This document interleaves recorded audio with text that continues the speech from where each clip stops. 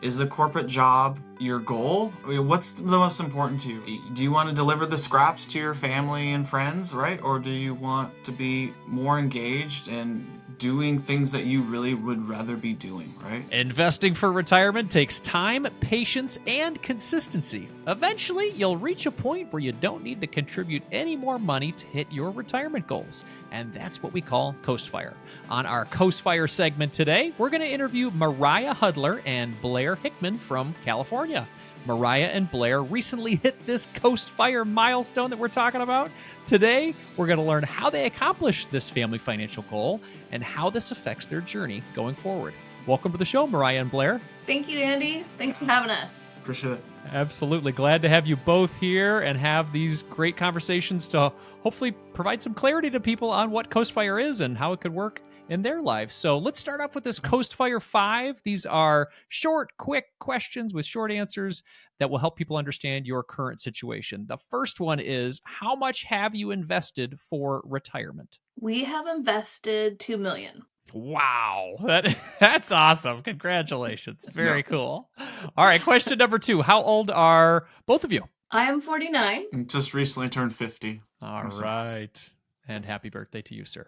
And question number 3, based on your Coast Fire calculations, how much will you have in retirement if you don't contribute anything else? On our investments, Yes. we will have over $4 million. Wow.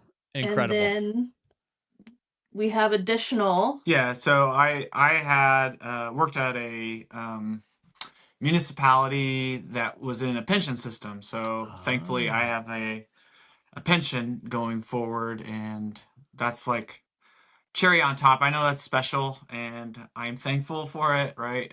But it's helping us in this journey for sure. Absolutely. Absolutely. So you'll have this investment nest egg as well as a pension. That is fantastic. All right. Question number 4 then. How much income could this provide you in retirement? Let's put the pension aside just for a moment and talk about the $4 million. So yeah, when we were doing the numbers, it's about 200,000 that we'll have per year. That's great. And then that leads to question 5 then. How much income do you need to live comfortably today? Today we around 150. Yeah. 150. So you are going to have access to $200,000 of annual income, not including your pension, and you live comfortably today on 150,000. Yeah. Yes. Congratulations. And likely that number may come down. One of the things we still have a mortgage. I think there's about 2 years left on it. So got it. That number will come down. The expenses will go down even further. Yeah. Yes. Congratulations. Way to go. Thank you. Thank you. Thank you, Andy. We're really proud of ourselves, for sure. You should be. Yeah. And it's a testament to what you've done over time. And I guess let's get into that. Yeah. When did you guys start investing, and what got you motivated to start investing in the first place? I did more of the long game, right? And it came from my dad, really. And it was when I started working at that municipality. He says, invest in your 401k, and kind of shaken baby syndrome me a little bit there, and said compounding interest, and I think I started with maybe 2%, or just like I was doing something, I felt good and got my dad off my back a little bit, right? And at this time I was probably 24, 25, right? So I'm 50 now. So again, long game, right? And then as I progressed in my career, I saw like, oh, I'm making money and I'm, putting this much in and it's this much bigger. So I started adding more as I, went up the ladder, got raises, et cetera, et cetera. I would add more to that and doing a higher percentage, all that stuff, right? And that's some of my background.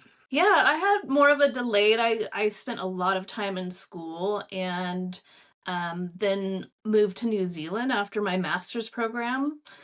So I had only really had like a Roth that I was putting in very little because I didn't really make that much money as a student. So, and I was telling Blair this like a little bit earlier that in New Zealand, they didn't even have an investing vehicle as of yet. They did when I was there. I was there 7 years and was working. So I did start investing in that as soon as that came out.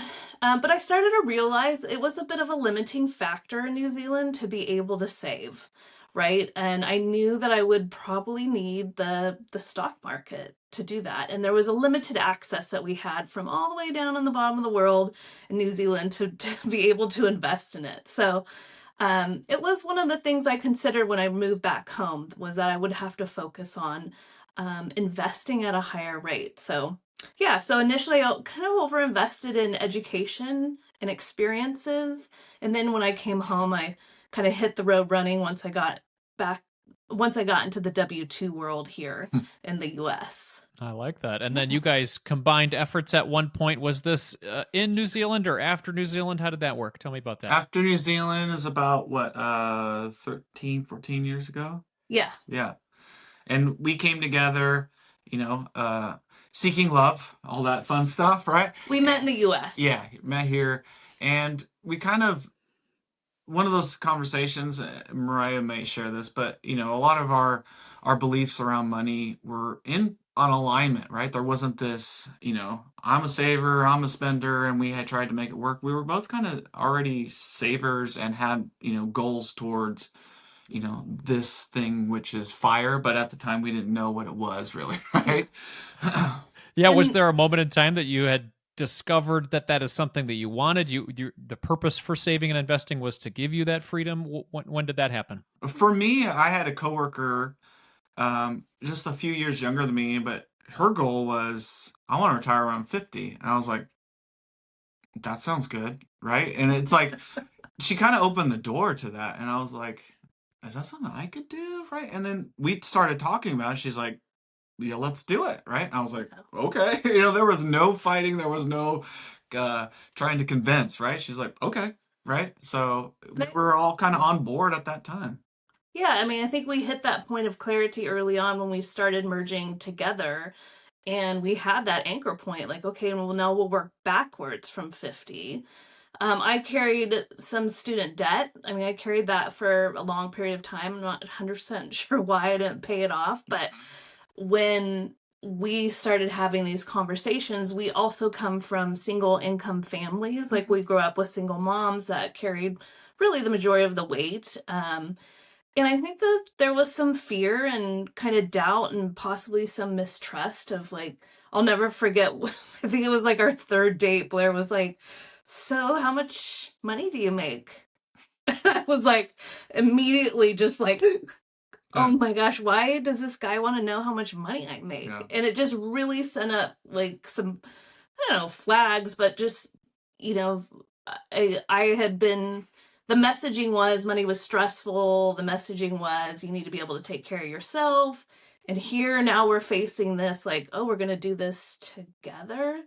So we kind of took some time and did some exploration, had conversations, listened to audiobooks, books. That's where we ended up finding like fire, like the idea of fire.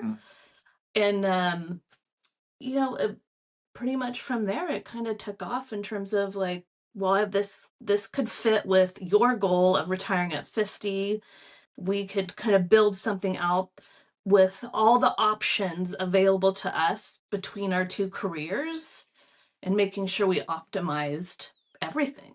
I love that. I love that. Yeah, and it seems like those types of conversations really probably opened up some serious, I guess serious is the wrong word, like more in-depth dialogue in your marriage too, where sometimes those conversations around money might seem taboo, or we grew up almost thinking that when you talk about those things, it's an offensive thing or almost protection. Like you said, you both grew up in single income households. It could feel like, oh, well, is somebody trying to get my single income, with this, with these types of conversations. So I'm sure that opened up some more dialogue with how you guys could help each other achieve those goals. Were there some things that you guys did as a couple to support each other along the way to help you both achieve where you wanted to go?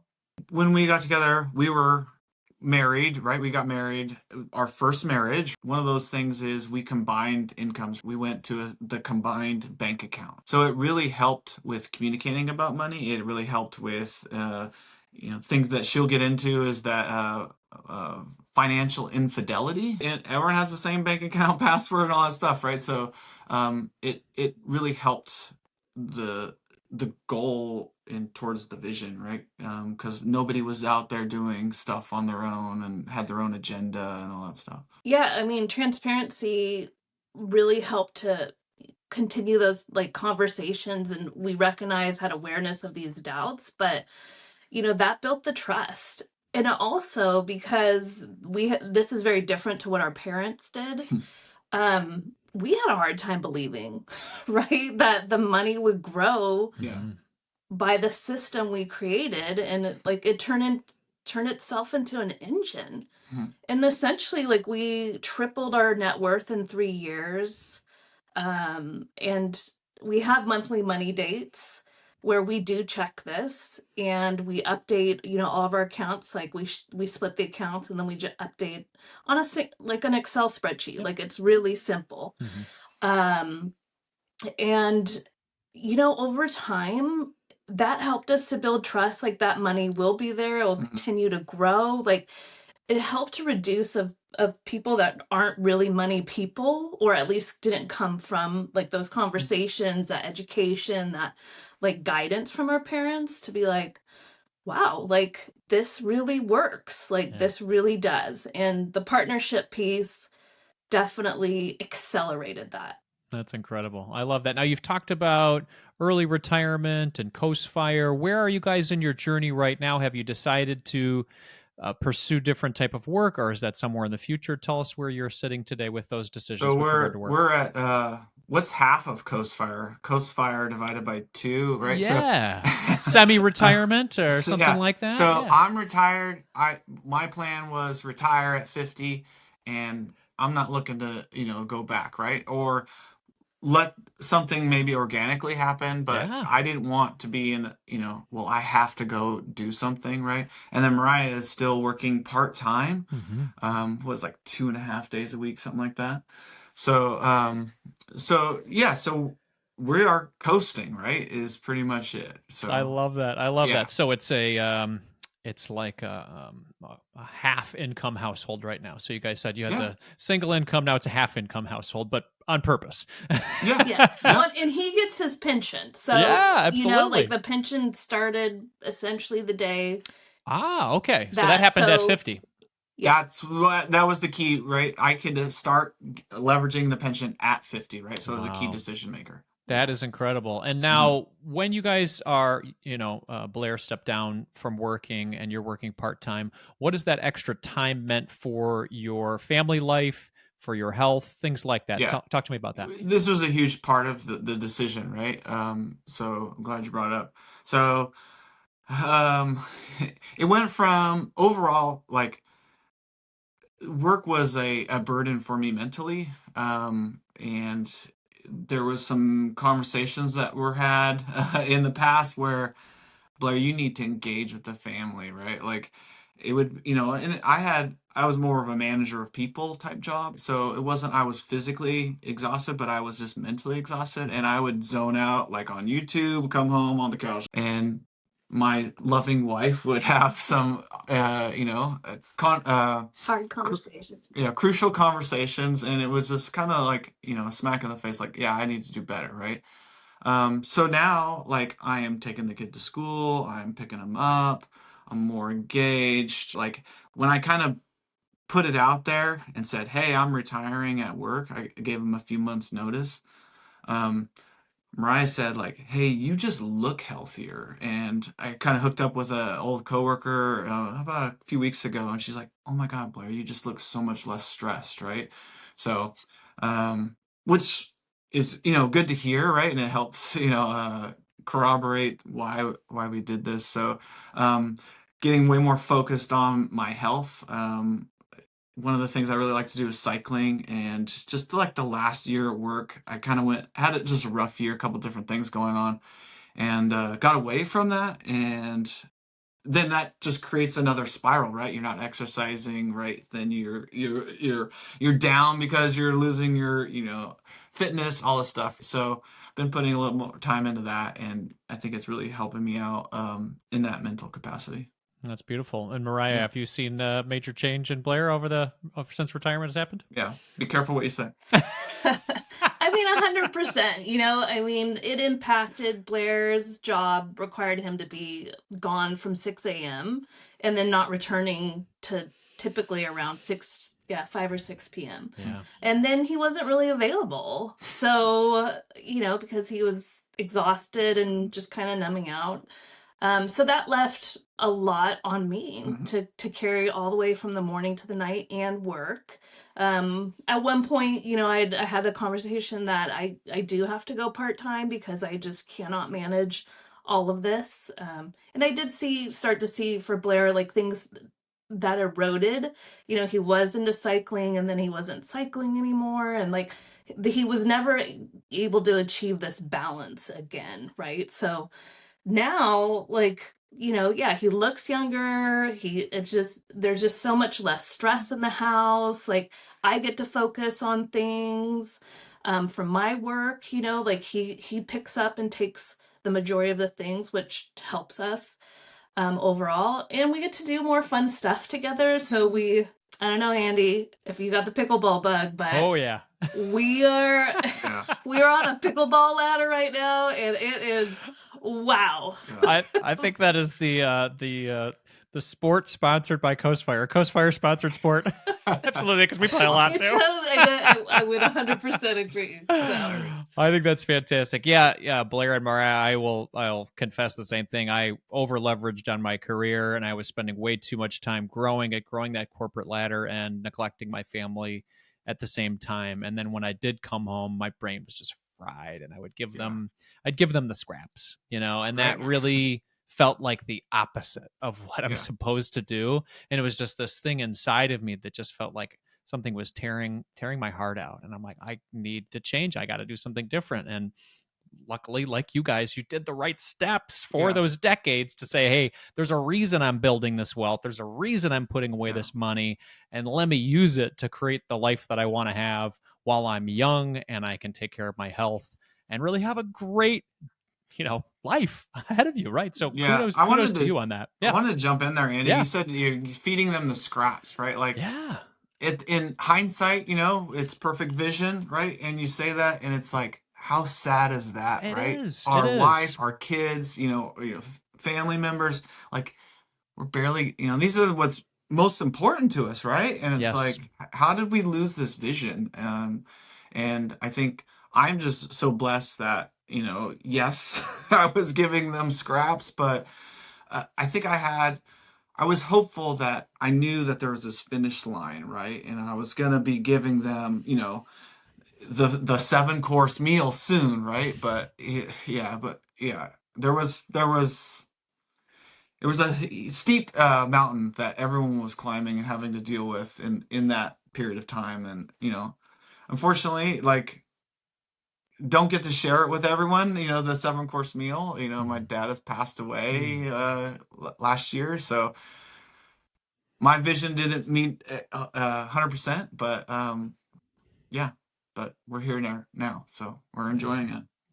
I'm sorry you lost your father there. That's appreciate it, Andy. It's something I've been thinking about a lot too in this stage of my life. I don't know how much time I have left with my aging parents, and I'm trying to make it a priority to get over there on Fridays and go for a walk with them. And exactly, because we don't know. I mean, that's why we're having this conversation. Really, like, life is for living, and we got to take advantage and take advantage of what we have to help people understand what this means, because we've shared numbers with them. We've shared the progress that you're making here. Can you help people understand what is made up of that 2 million we talked about? Like, what does that mean? What does somebody need to do in order to build that up? What type of accounts are we talking about? How did you do that? Please help us.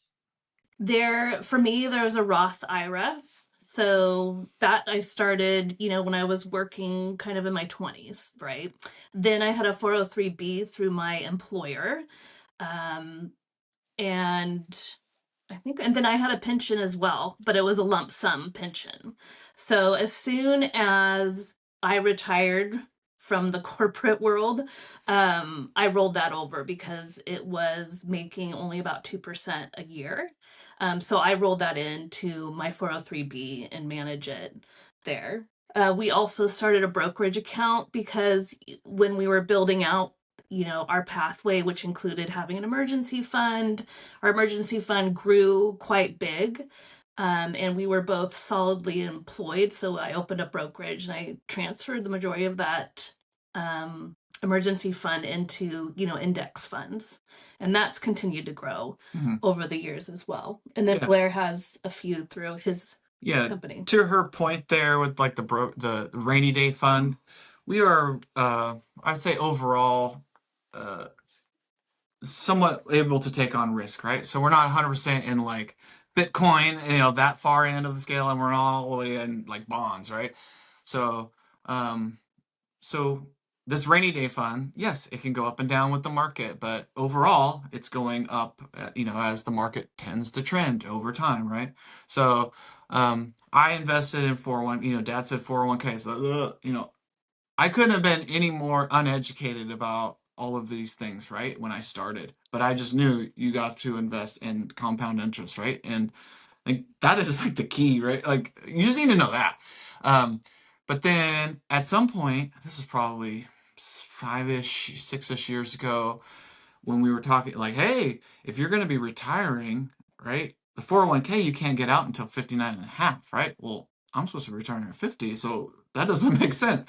But I had an option for a 457 B, I believe, which allows you to take out at 50, ding, ding, right? So I started transitioning less to the 401k, just enough, because that's where the match happened. There was a very small match that happened through my work. And then everything else went over to the 457. So that I was trying to catch that back up. So there was money I could leverage there. And then overall, it was just in the market, right? And I like what I want to try to share with some of the viewers and or listeners is that like, I'm not the guy that spent hours and, weeks like in charts and I read the Wall Street Journal. Like I'm just a dumb guy, right? Like I would go like maybe once every 3-5 years, I would go and go, I should read out what are my funds doing, right? Like seriously, I was terrible, right? And I go and I would kind of research it through my portal at work. It was a Fidelity plan, right? Yeah. And I would go, well, this one did really good in the last year and the 3 years before, and I would move my money over to that one, or I would put that and get rid of the other one. And like that's how I did it, right? And I wasn't super educated. I think in the last probably 5 years, we've gotten way more educated on what things are and, small cap and you can, nerd out, right? Create a whole career on that. But yeah, and I was mostly in target funds through, the work plan, right? Because they kind of guide you there. And that was fine, right? It was enough.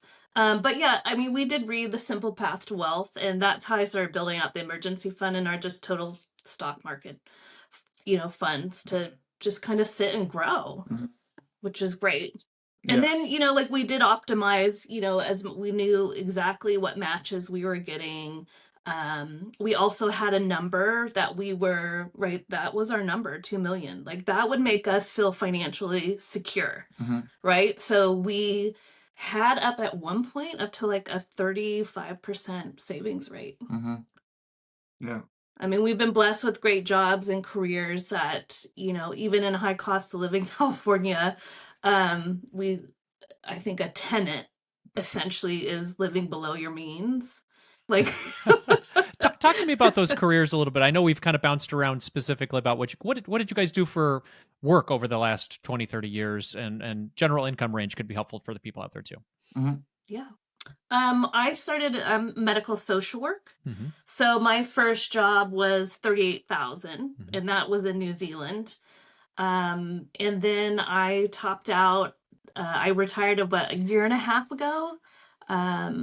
And that was I was making over 100,000. Okay, great. Yeah. And then I transitioned into therapy. Yeah. And you're doing that, and you're doing private practice right now, part-time. Is that right? Yes. Okay.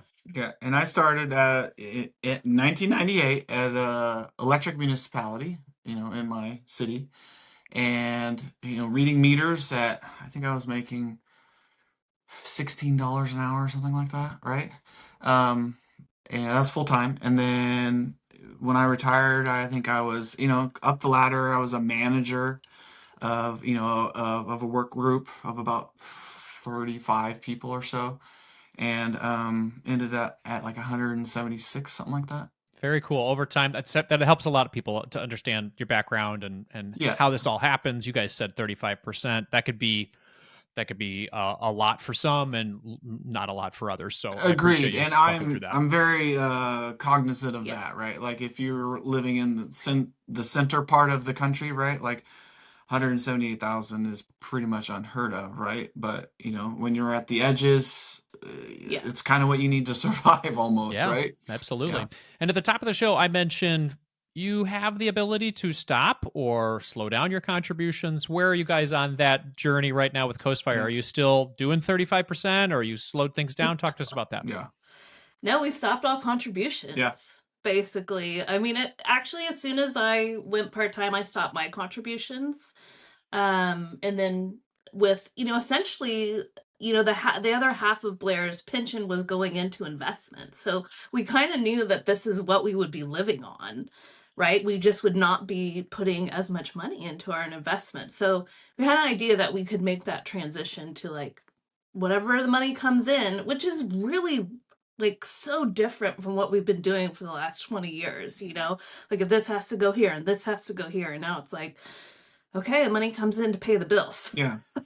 Because, obviously there's been a huge reduction, right? And you've explained this in a lot of your, stuff I've listened to from you, is that like, yeah, well, I'm making less right now, but the plan is that I'm going to be coasting off of these investments, right? So yeah, when I retired, it went down to zero. So we're not putting any away at That's this point in great, time. man. I mean, Yeah. it's the pure math of looking at it, being like, well, we're going to be fine, and we don't seem to be inflating our lifestyles a ton more. If anything, Yeah. we're going to pay off our mortgage, and we have you guys have a young child at home, is that right? Yes. Yeah. Yes. Almost 10. He's Yeah. almost 10. Excellent. How do conversations around generational wealth come into the conversation for you two? And is this something that you're teaching to your child? Oh, definitely. Yeah. She's the one here. Our son's name is Bo, and like we have our monthly money date, and Bo has a monthly money date with his money. And what does that money look like? Like, yeah, we have him save 50% of anything that comes in from his, extended family, birthdays, Christmas. He has a savings account, and we've even started investing from that. So he gets to watch the compound interest grow. Because some months, like, there's not much going in there. He does get an allowance. Half of that goes in, and then he gets to spend the rest on what he wants. He can save that up, and he's into Robux right now. And so, some of these things is really challenging to just see it disappear. But the absolute gold things that I've seen with him was like, that was just a waste of money. So he's starting to say these things and like he has an autonomy, like financial autonomy over the things that he spends on. And some of them are impulsive, but it's great to be there to, help it to guide him or hear those things and be like, yeah, like it can go really fast, like it can slip through our fingers. So yeah, I mean, and he's started working for me. He's the content website guy, so he helps me with that and do some of my resources and stuff. And so I pay him, and then half of that goes into his. He has his own Roth as well. That. That's incredible. Yeah. Very cool. And he doesn't. I mean, I think he made maybe like $40 last year. Exactly. Yeah, it's very small. Everybody, this isn't Bo making $40,000 in salary. No, it's like and, he could work more, Exactly. but he chooses definitely not to work. Well, very Roblox much. is important as well, so absolutely yes. Yeah. He appreciates you saying that. Exactly. You know what it is? It is. I jokingly say it, but it's also important too for. I know at least a good portion of our money too for our kids is going to them just getting, having a kid, being fun and doing what they do. But, without that pull to want to work on something that might make it exciting, then they're not going to want to work and they're not going to want to get that money. So I realize that is the case, even though I'd want to see them invest most of it or all of it or whatever. Yeah. But it's the realities of parenting. Talk to me about the next 5-10 years of your life. What are you guys excited about? I know this, Blair, this is pretty new to you over the past little while. So it might be just like, hey, I want to do nothing for a little while. leave Yeah. me alone. I don't want to talk about doing anything. But like, what are you thinking about 5, 10 years from now? What's exciting to you? Where do you see your life going? Yeah. To your point, yes, I would like 6 months of not doing Yeah, anything, and that's right? great. Other It's like a than sabbatical from what you improving did, my you know? pickleball game, right? Yeah. Getting my cardio up on the bike, right? Like taking, being more engaged with the kid and wife, right? That was it. Mariah is the traveler, right? And I'm the one that says, sure, right? And I will go, right? Yes. Yeah, and not put up too much of a fight, right? So again, you got heard some of that. She used to live in New Zealand. A couple of years ago, we thought, hey, it'd be really cool if Bo in high school we do like a learning abroad thing, right? Scratches her travel itch, right? At the same time, getting him some culture, da da da da, right? Learning a different, way how they do things in a different culture, right? And then she came up with the idea, like, just kind of not too long ago, like, hey, it'd probably be easier if he was younger and we did that, right? He still kind of likes us as opposed to as a high schooler, right? Um, so next year we're gonna go move to New Zealand for like 7 months. So we're gonna put him into Wow. school there, and he's gonna do fifth grade, and then we're gonna pull him back out, and then we're gonna come back and start fifth grade again at his school he's currently at, right? So it's an adventure, but at the same time we've got a bit of a safety net, right? Like I'm not gonna downplay, some of the things that we cooked in. It's not a total like um jumping out of a plane without a parachute. She has a friend network in New Zealand, has kept up with them since, she has moved away. So there's people we can call. We're thinking about moving to a town where she has a friend and is, super cool. And we've traveled there and we've stayed at her little granny flat in the backyard. It's going to be an awesome adventure, right? So that's on the short term, and I think we probably might do more of that. It kind of depends on how it goes, but this is definitely us dipping our toe in the water and see what happens. That's And exciting. it could go to other things, other places, other countries, right? So I Yeah. like that a lot. jump That's on that if fantastic. there's Yeah. anything on Yeah. add. I mean, Buzz excited too, which, he's told us that he's excited to do this, so that makes it easier for us from a parental standpoint. We're not facing a lot of things, but I really thought like it was a perfect reset for Blair, considering like just how intense work got in the last period of time. And I think, we didn't touch on this before, but one of the great benefits our family has had is that, Blair gets to spend time with Bo, Mhm. and like to kind of connect on that level more so than he was able to do Yeah. before. And so to like kind of go and do a reset in New Zealand as like Blair takes off on this like longer journey of retirement is great because we get to do all these adventures. We get to kind of be out of what we're used to doing, out of our comfort zones. We have to get out there and try, connect, try new things, Meet new meet new people. people, and, just kind of skill build Mhm. of like life skill building. Yeah. So, And learn new ways of living. Absolutely. Yeah, You're yeah. going to for learn it from sure. different cultures that do it different ways. And, it seems like a cultural experiment, a lot of the things that you and I, the three of us are talking about today. So I hope people consider it more. And speaking of, somebody's listening and they are working in that corporate career and they've been Yeah. plugging away and they're saving and saving and saving, and they realize that they too are about to hit coast fire or around that coast fire mark, but they can't seem to get around the fact of decreasing their contributions because it just feels too crazy to them to think about that. What is one piece of advice that you would leave for that person? For me, from, a mental health lens, I think that's just always going to be there because it is that, it's what you've been doing for so long that it feels weird to do something different or to not keep putting that in. But you have to ask yourself, like, like how much is too much, like, I mean, we could potentially be facing that. Like, we cover all of our costs right now. We don't have to touch anything. So it's like, like, and I think a good example was, potentially we could rent out our house when we go to New Zealand, but maybe that might not work out. I don't know. So, initially you're thinking, well, I don't know, like, like paying for the house while we're like away. Oh, it's vacant. Yeah. But when you pull back, I mean, it's only like a small percentage of like our overall wealth, and it's like, why? if that should not stop us, like we should just be flexible and see how it goes. And if it happens, great. If not, um, okay, we're going to be 100% fine. So, it is a mindset shift to be like, to let go, but, yeah, to just lean in and do it and lean into the discomfort of it. And I'm going to answer your question, looping back to something that came up earlier. And it's like, is the corporate job your goal, or do you want, what's the most important to you, right?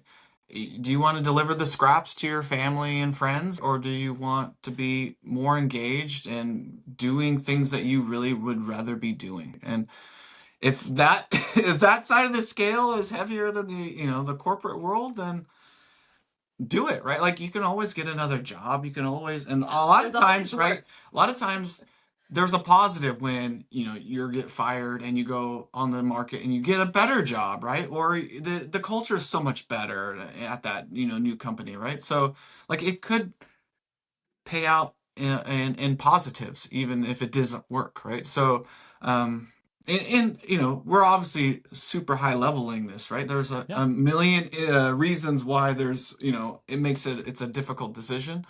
But I think for us, the numbers were there, and you can always make another dollar. If I work another year, I can make $400 more a month, right? Whatever. Like, at what point is that, worth it? And How I much don't know is if I've enough? coined this term, but like, we're optionaires, right? Yeah.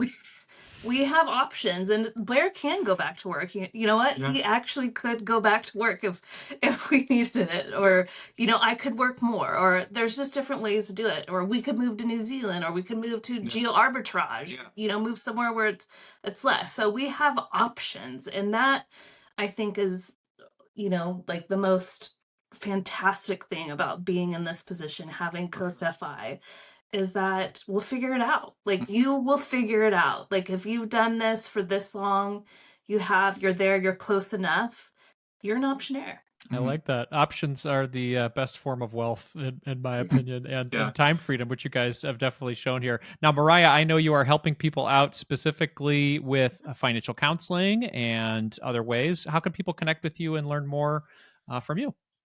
Yeah, thanks, Annie. I am a licensed clinical social worker, and I actually focus on money. So I do money trauma, and financial therapy is the intersection of money and emotions. So any stress around money, impulsivity, procrastination, avoidance, all the things. I support people through that. So you can find me at Koru Financial Therapy. And then I'm starting up because this has been such a wonderful journey for us, looking at putting together financial strategies for, people as they go throughout life. It's called My Financially Flexible Life, and it supports people from the womb to the tomb. I So, love like, that. having a baby, getting married, just getting all the things in order. Where can people Having learn more all the about that? thoughts. Is there a website for that too? Yeah, so my financiallyflexiblelife.com or mariahhudler.com Excellent. as Well, well. I'll put that information in the show notes, and then if anybody has any questions specifically for Blair, will you pass it along to Blair so they can respond? Oh, 100%. Okay, great. Blair always has something to say, so. I love it. I love it. Perfect. Well, thank you both for your time today. I really appreciate it. You sharing your transparent story and the vulnerability that goes along with it. I think it's going to help a lot of people today, so thank you. Thank you, Andy. Thank you. Hey, if this interview inspired you to take control of your time and your money, you're going to love my new book, Own Your Time. Inside, I share the 10 financial steps that you can take to escape the corporate grind and put your family first. You can check it out at marriagekidsandmoney.com/book and start building a life that you don't need to vacation from.